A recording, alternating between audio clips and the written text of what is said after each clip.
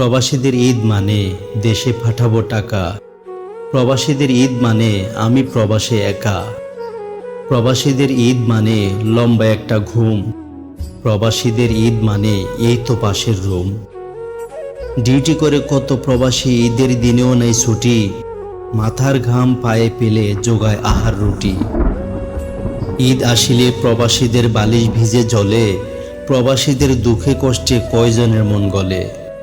প্রবাসীদের ঈদ আছে ঈদের হাসি নাই, প্রবাসীরা রেমিটেন্সে যোদ্ধা মর্যাদা তাদের নাই।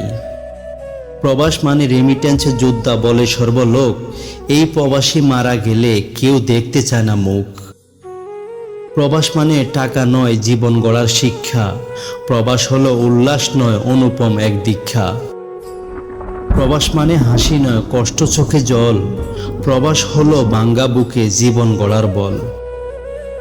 প্রবাস মানে প্রিয়তমার একটি রঙিন চিঠি, প্রবাস হলো মানুষের প্রতি ভালোবাসার সম্প্রীতি।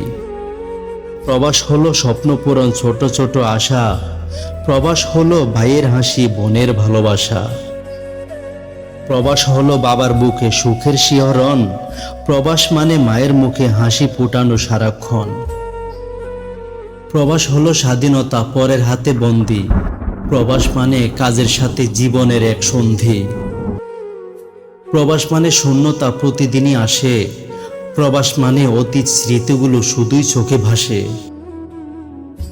প্রবাস মানে হাজারো কষ্টে থেকে ভালো আছি বলা, প্রবাস মানে নিজের হাজারো ইচ্ছেকে মাটিতে পুঁতে ফেলা।